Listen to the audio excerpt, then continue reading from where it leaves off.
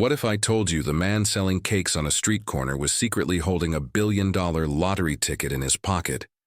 What if I told you he didn't cash it? Not yet, because before the money, he needed to know something much more valuable. Who would still stand by him when he had nothing? This is the true-to-life inspired, emotionally charged journey of Marcus Walker, a humble, kind-hearted black man, orphaned young, betrayed by those he loved most, and lifted by the one person no one expected.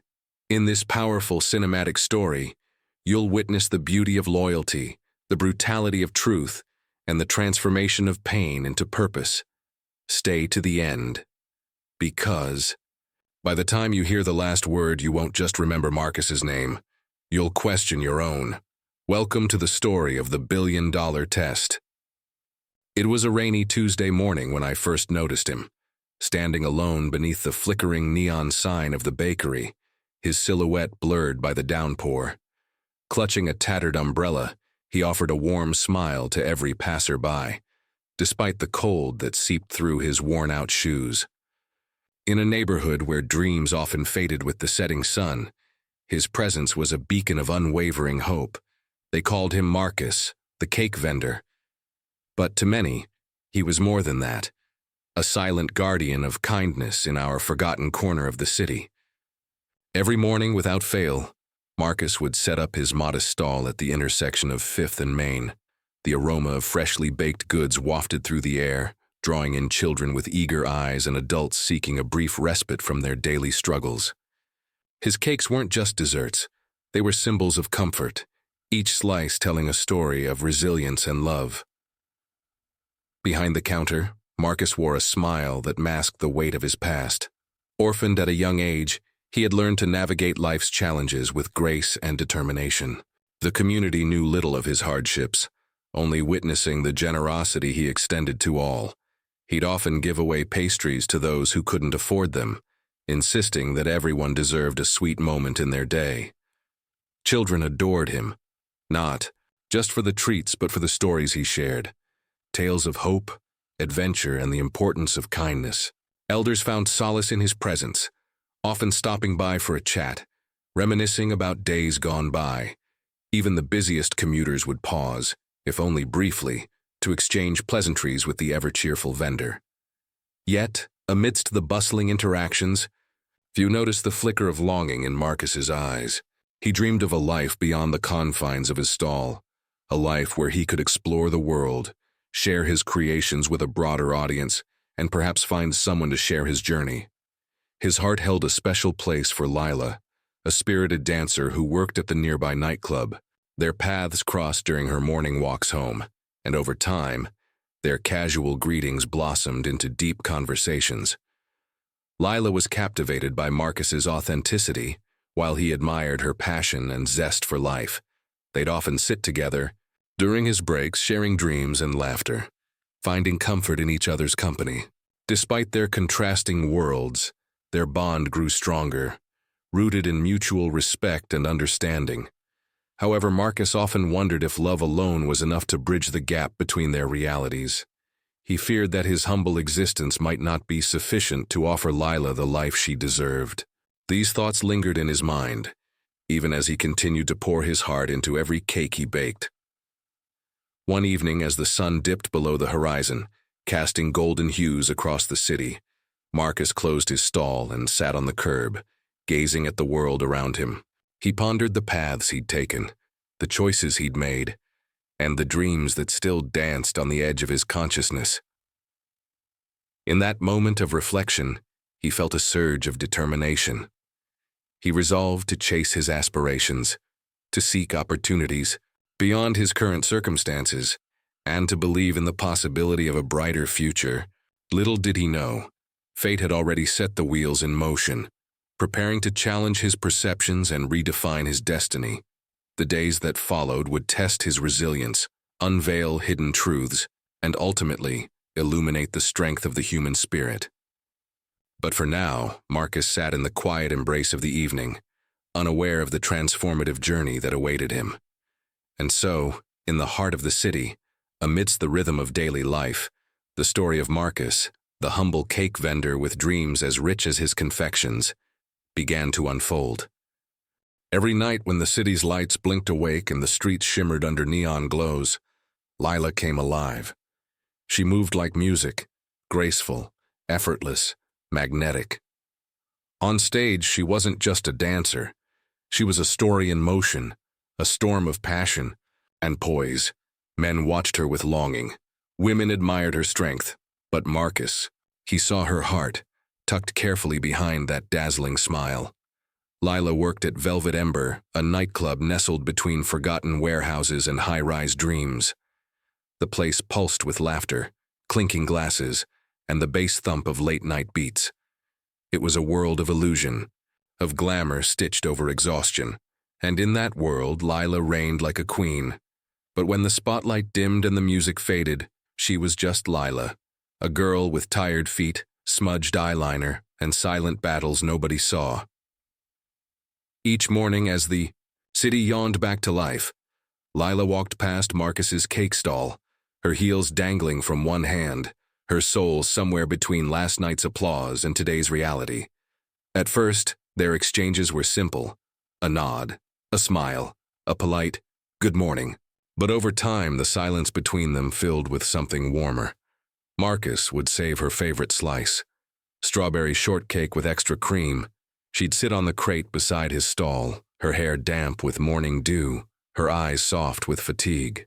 "You should sell these in Paris," she once said, licking cream from her finger.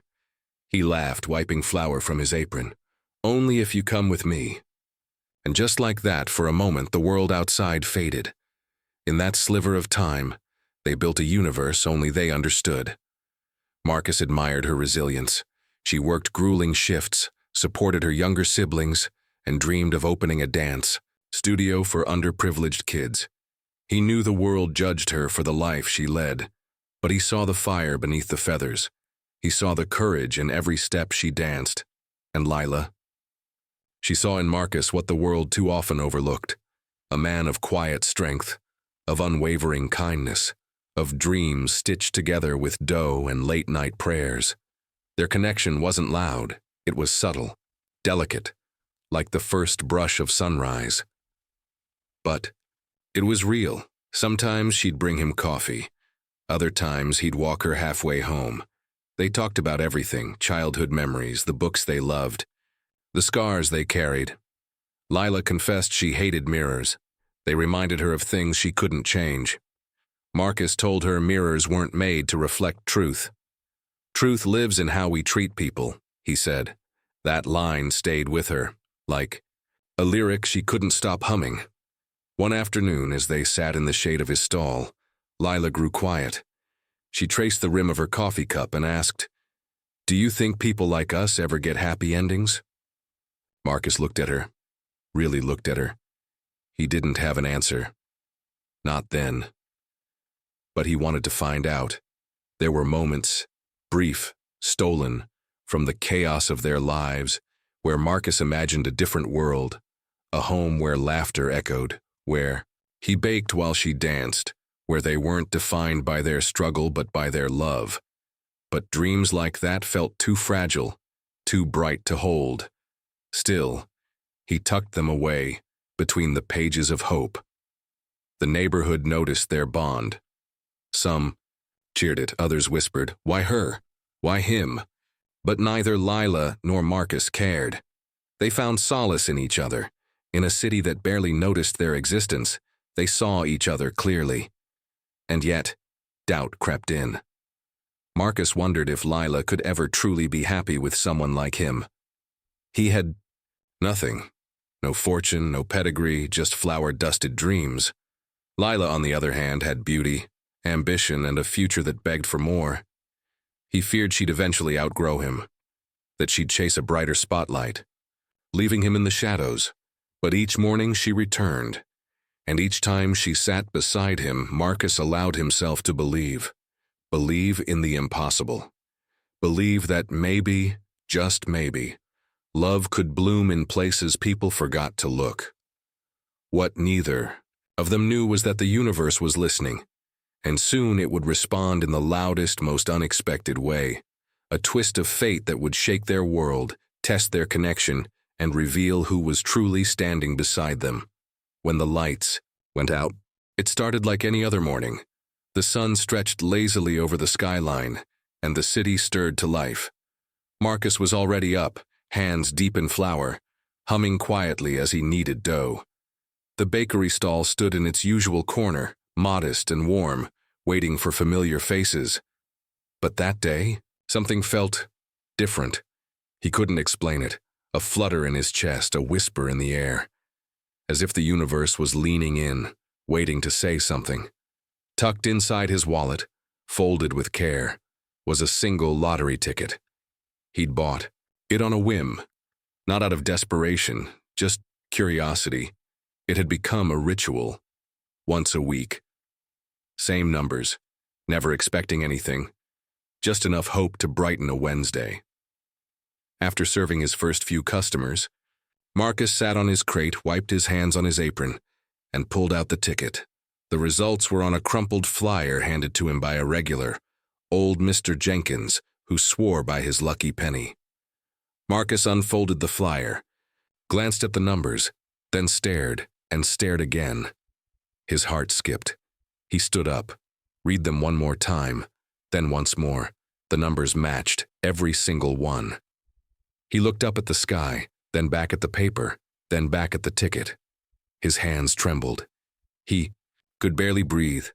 It wasn't a prank. It wasn't a misprint. It was real. He had won not just a few dollars, not just thousands, billions, billions. The kind of money that could buy islands, sports teams, anything. For a moment, the world stopped. The hum of the street faded. The bakery smells vanished. All he could hear was his heartbeat pounding like a drum in his ears. He staggered back, sat down again. Was this really happening? He pinched his arm. It hurt. He laughed. He cried. He was rich, really rich. But strangely, the first thought wasn't a mansion or a luxury car. It was Lila, her tired smile, her dream of a dance studio. Then his neighborhood, the kids who played barefoot, cracked sidewalks, the old woman with arthritis who walked to the pharmacy every week. The dreams he'd tucked away behind counters and cupcake trays now screamed for air. He imagined a new life. Real one. No more worrying about rent or grocery bills or saving up for shoe repairs. He could travel. He could create. He could build. He could finally rest and give, really give. But even in that euphoric storm, something inside Marcus paused. He thought of people, those close to him. Would they change? Would they still see him or just see dollar signs? He remembered stories, winners who lost everything, people who turned greedy, friendships that withered in the shadow of wealth. He needed to know, not just who was around him, but why. And so the idea formed, a plan, a test. He wouldn't claim the prize yet, not just yet. First, he would pretend he was in trouble. A massive accident, huge damages, legal trouble, financial ruin, and he would ask for help. Just to see who would stand beside him when he had nothing, who would turn away. Not out of cruelty, but out of convenience. He didn't want to believe the worst, but he had to know before the money, before the fame, before everything changed.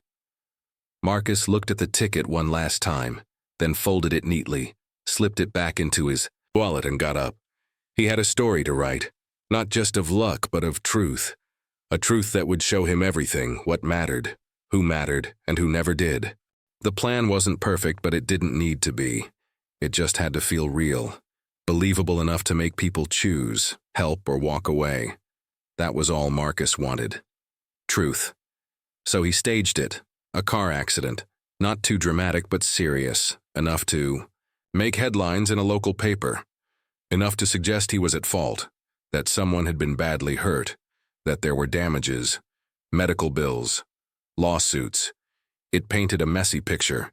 He'd tell people the courts were demanding compensation, fast, and if he couldn't pay, he'd face time behind bars. It was a lie, but to Marcus it was necessary. Because behind the curtain of desperation, He'd find what no lottery ticket could ever buy: loyalty.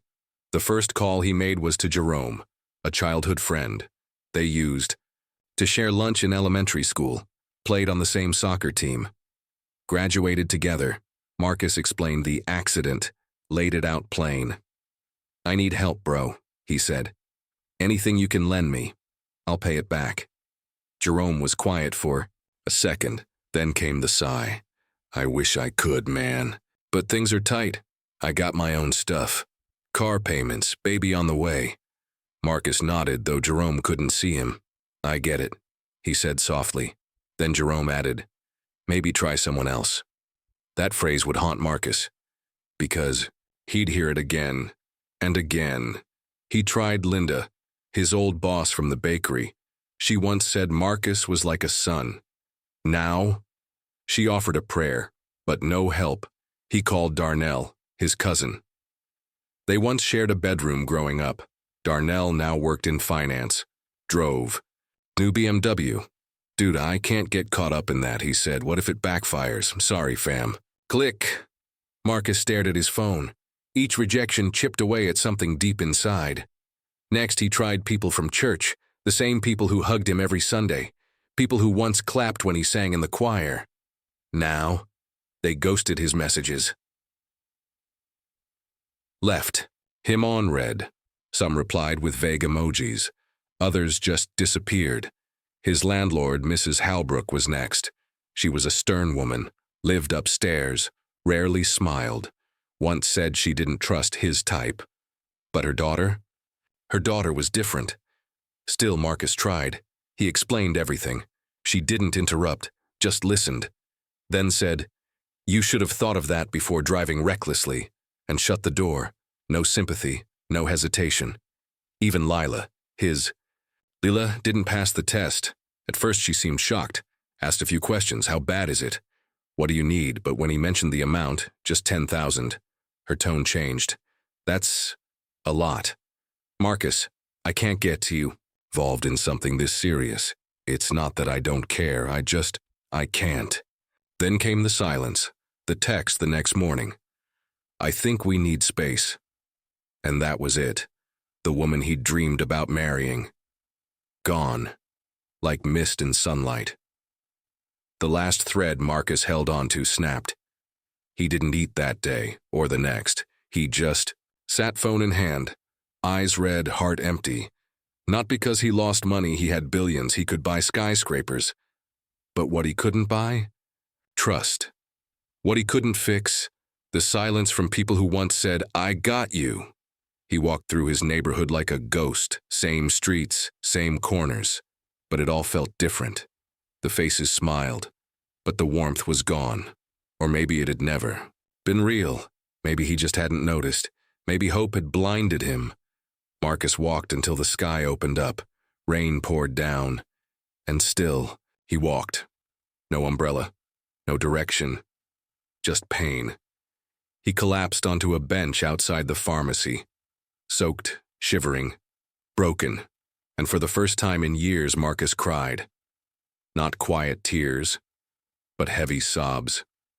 For what he'd lost, for what he'd discovered, and for the truth that when the world thinks you have nothing to offer, it forgets you exist.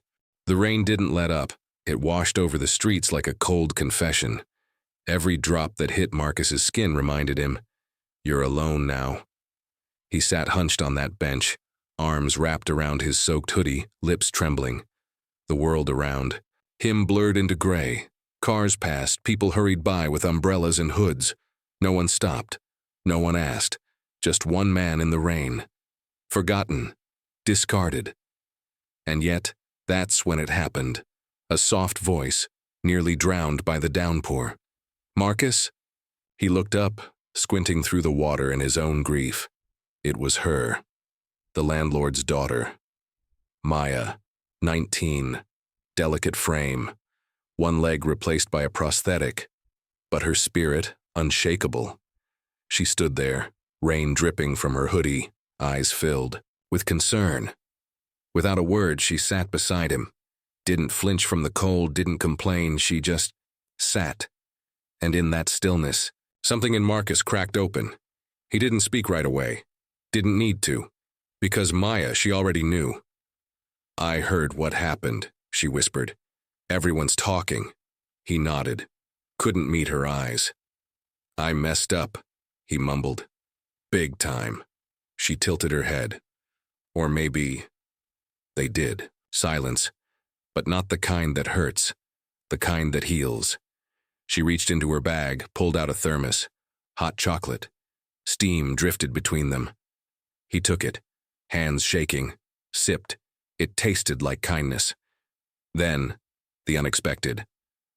"I want to help," Maya said. Marcus nearly dropped the cup. "What?" "I've been saving up," she continued, "for school. For my own place someday." She hesitated. "But you need it more right now." He shook his head. "No, Maya, I can't." "You can," she said, firm but gentle. "Because you were there when I needed someone." I remember. He did too, all those times he helped her up the steps, waited with her when her mom was late, listened when she talked about pain, both physical and emotional. He'd never asked for thanks. He just cared. And now? She did too. "Don't care what people are saying," she added.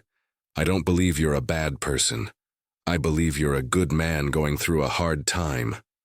Marcus blinked back more tears. This time not from sadness, but from something he thought he'd lost. Faith. Faith that not everyone would leave, that someone would stay, even when there was nothing to gain. "I don't understand," he said quietly. "Why would you stand by me when no one else would?" She smiled, soft and sincere. "Because you never looked at me like I was broken. And now, I see you for who you are." Those words shattered whatever bitterness still clung to Marcus's heart. She didn't see his lie. She saw his pain, and more importantly, his worth. He leaned back, letting the rain fall over both of them. They sat like that for a while. No words, no expectations, just two souls in the storm, connected. In the days that followed, Maya remained by his side, brought him meals, checked in, listened. Not once did she ask for money or favors or promises. She was just there. And for Marcus, that meant more than any dollar ever could. His phone remained silent from everyone else. No missed calls, no apologies. But that was okay, because now he saw the truth. The people who mattered didn't need convincing. They didn't vanish when the story changed. They didn't love him for what he had, but for who he was. And as Maya's presence lit a small corner of his darkness, Marcus began to believe again that perhaps this storm wasn't his end, but the beginning of something real. The storm didn't just wash away the dirt from the streets. It cleansed something deeper inside Marcus. Days passed, but the memory of that night, the rain, the silence, the kindness, stayed vivid. Maya had done something no one else dared to. She sat with him in the mess. She didn't try to fix it. She didn't ask questions that hurt. She just stayed. And sometimes, that's the only medicine a soul needs. Marcus began to see the world differently, not through the lens of disappointment or betrayal, but through Maya's eyes, eyes that had seen pain, eyes that didn't judge. She visited every morning, sometimes with muffins, other times just with stories. She had a way of making the ordinary feel magical, like talking about birds nesting on their balcony or the funny way their neighbor snored. Each story peeled away another layer of his sadness. Each laugh stitched a little piece of his heart back together. One morning, Marcus asked her, "Why aren't you angry like your mom?" Maya looked at him, thoughtful. "My mom's been hurt," she said softly. "She's scared. Scared of change, of difference, of trusting. Again, but me. I've seen enough pain to know that the only way to survive it is to be the opposite of it." Marcus nodded. That made sense. In her gentle way, Maya taught him that healing didn't always need noise. Sometimes it came in silence, in presence, in patience. They began spending more time together. He helped her with chores. She helped him reorganize his stall. They joked, they cooked, They watched sunsets from the steps of their building. It wasn't romantic, at least not at first. It was friendship, genuine, uncomplicated. But deep down, Marcus felt something. Stir, not the way he felt for Lila. This was different. It was slower, more honest, more real. One evening, they sat outside as the sky turned gold. Maya pulled out an old photo album. It was filled with pictures of her as a kid, before the accident. Dancing, running, laughing. Then came the photos after. Her leg gone, her smile smaller, eyes heavier. This one's the hardest, she said, pointing to a picture. She was in a wheelchair, staring out a window. I felt invisible that day. Marcus looked at the photo, then at her. You're not invisible now, he said. Not to me. Maya didn't reply. She just smiled. The kind of smile that says, I believe you. Later that night, Marcus sat alone in his apartment, staring at the lottery ticket. It was still there. Untouched, unclaimed, a golden future still waiting. But now, didn't feel like an escape. It felt like a tool, a means to something greater, not a fantasy, but a responsibility. He didn't want revenge or to prove anyone wrong. He wanted to build something right, something lasting, and maybe, just maybe, share it with someone who truly saw him, someone like Maya. She had seen him at his lowest, had chosen to stand beside him, not because of money, not because of image, but because of heart. And Marcus? He was finally beginning to feel it beat again, strong, steady, hopeful, because sometimes it's not the lightning that changes everything. It's the quiet after the storm, and the person who sits beside you, while the rain still falls. Life didn't change overnight. There were still bills to pay, still days where the clouds hung low. But something inside Marcus had shifted. He no longer felt like he was waiting for something, or someone, to save him. He had found his own strength, and Maya had helped him see it. Together they began making small changes. Not dramatic, not flashy, just real. Marcus reopened his bakery stall, this time with a small chalkboard that read, "Kindness is the secret ingredient." Maya designed it. She even helped him decorate the table with fresh flowers and handmade cards from local kids. The neighborhood noticed. People who had once ignored him now smiled. Some even apologized. But Marcus wasn't bitter. He'd already learned what he needed to know.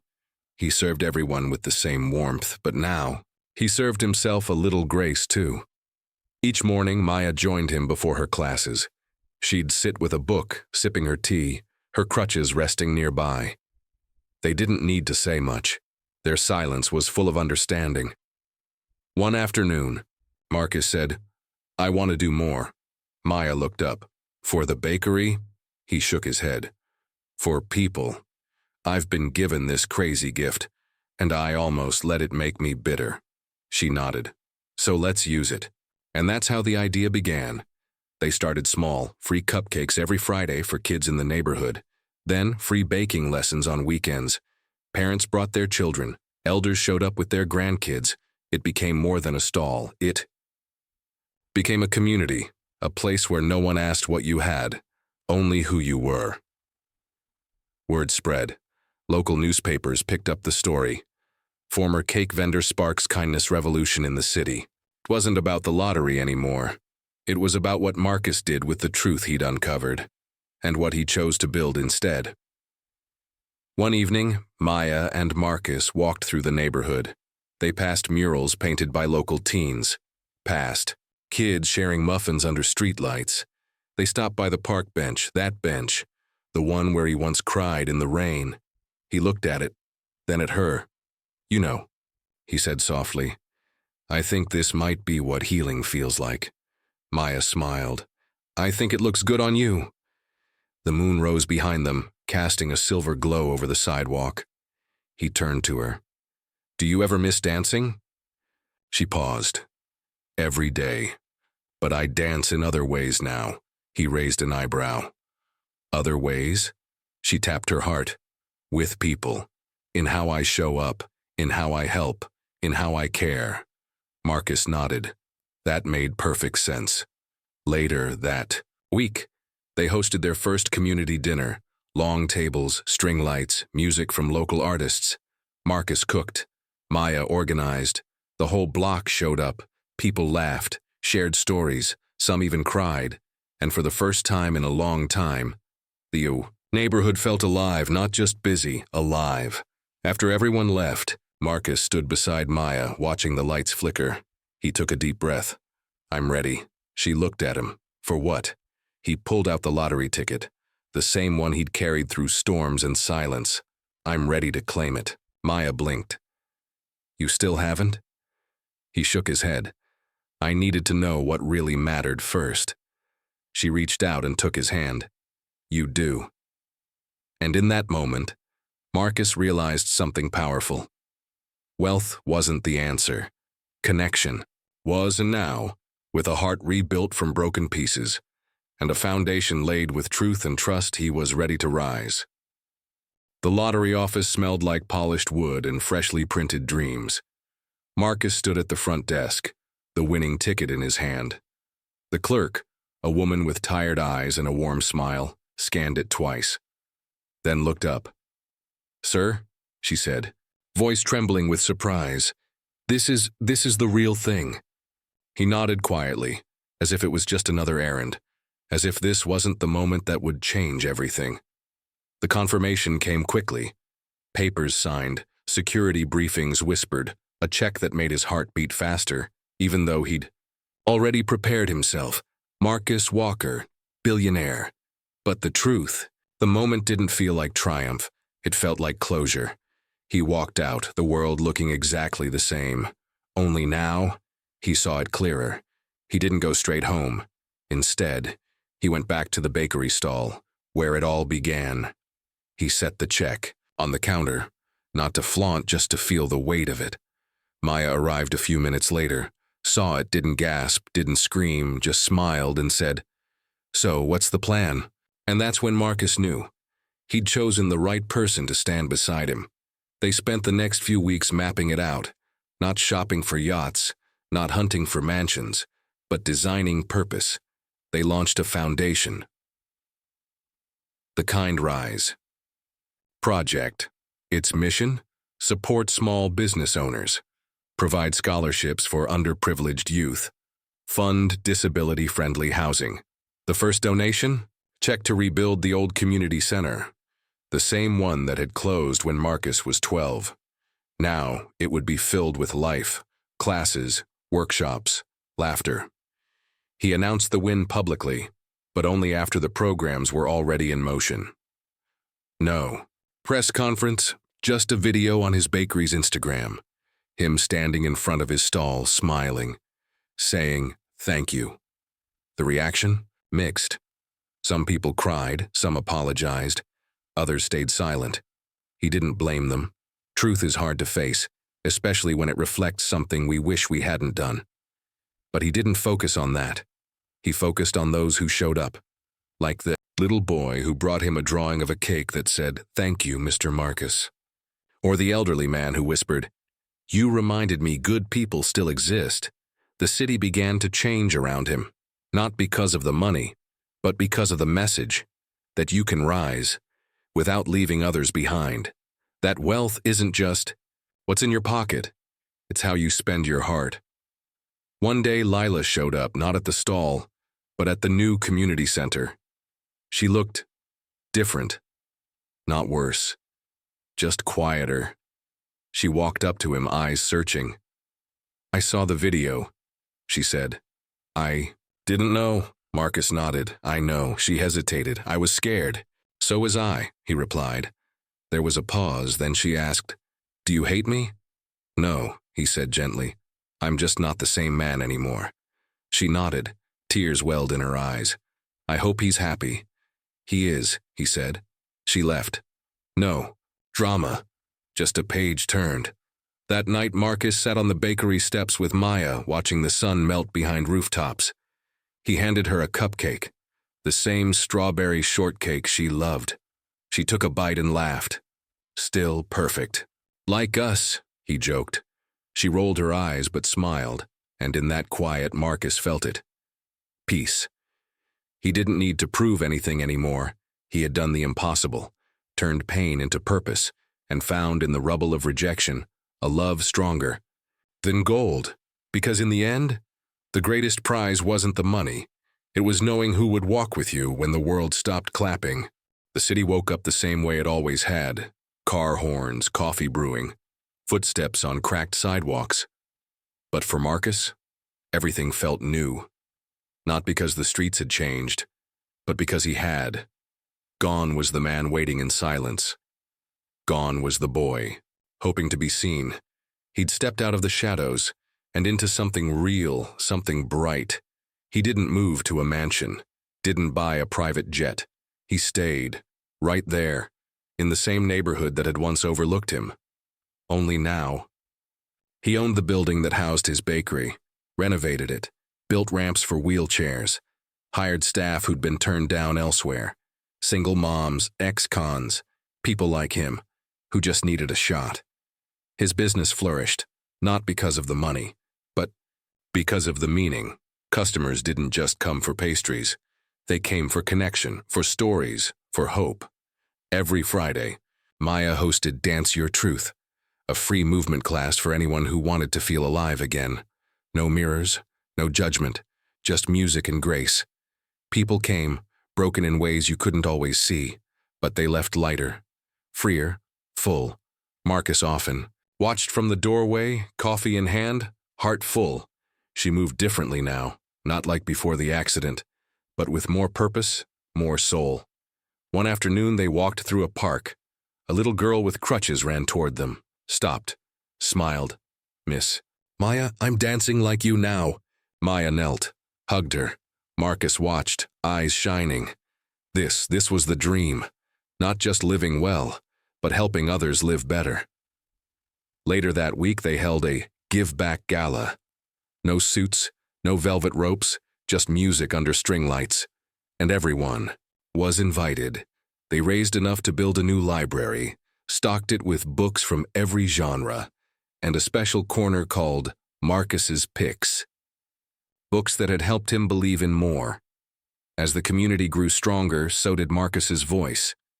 He spoke at schools, at shelters, at youth centers. Not as a billionaire, but as a brother, a neighbor, a man who had fallen, then risen. He told them, "Money doesn't fix the ache. It just gives you a louder microphone. So use it to say something that matters." People listened, not because he was rich, but because he was real, and real is rare. At home, he and Maya kept it simple, cooking dinner together, laughing about burnt toast, watching old movies with subtitles. One evening, as they sat on the porch, Maya whispered, "You ever think about forever?" Marcus looked at her. "I think about it every day." She leaned her head on his shoulder. No more words needed, because sometimes love speaks best in silence. Marcus had once chased success for the wrong reasons.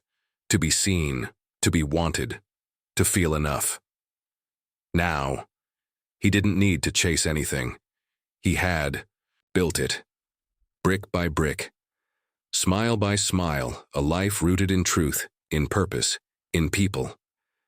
That was the new dawn, not flashy, not loud, but steady and full of light. And every morning, as the bakery sign lit up and the smell of cinnamon filled the air, Marcus Walker stood at the counter, not just as a man who had won the lottery, but as a man who had won something far greater, a life, a love, a legacy.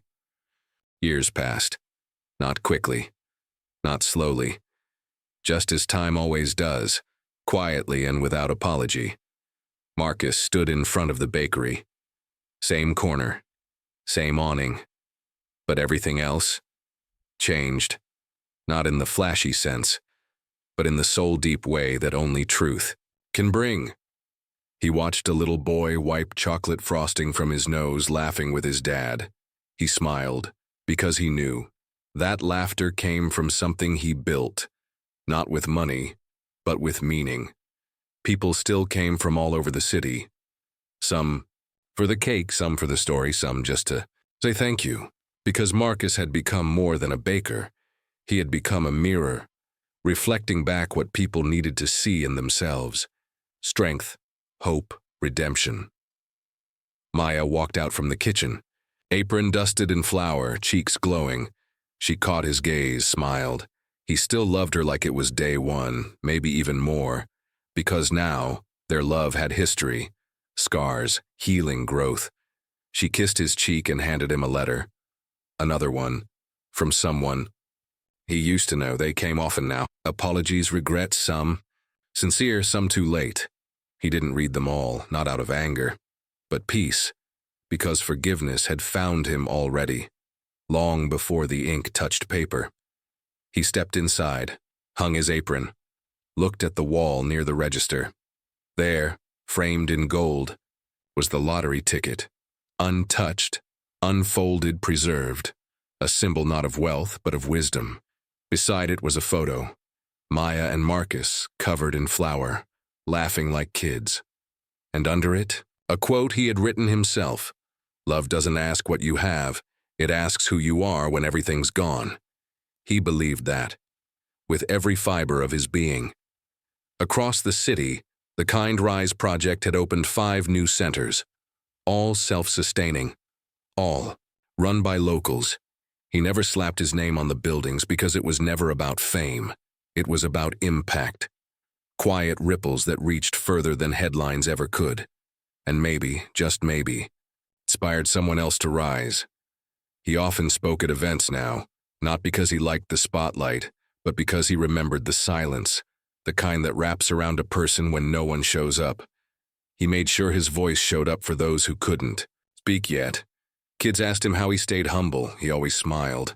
Because I remember what it felt like when no one picked up the phone. Some nights he'd sit on the porch with Maya, rocking in their old chairs, watching the stars blink open.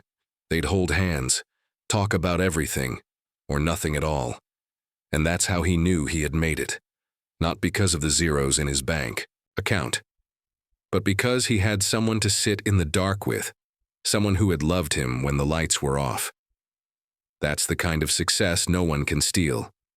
No tax can touch. No time can fade. It's eternal. Etched in moments. In smiles. In lessons. Passed down. Years from now, he knew his name might fade. But his story? That would live on. In every cupcake shared between strangers. In every second chance offered without judgment. In every hand extended in the rain. Because that's what Marcus Walker had built. Not just a legacy, but a lesson, etched in time. And so that's how it ends. Not with headlines, not with luxury, but with love. Marcus didn't need applause, he needed truth, and he found it. Beneath the rain, in the silence, through heartbreak, and in the arms of a girl who never looked away. We often dream of winning the lottery, but the real jackpot? It's knowing who will catch you when the world lets you fall. Let Marcus's journey be a mirror. Ask yourself, would you have helped him when he had nothing? Or were you just waiting for the glow of the gold? If this story touched you, share it. Because someone out there needs this reminder that love, loyalty, and kindness are still the rarest kind of riches. And never forget, real wealth isn't what's in your bank account, it's what's in your heart. Thank you for watching. Now go out there and be someone's Maya,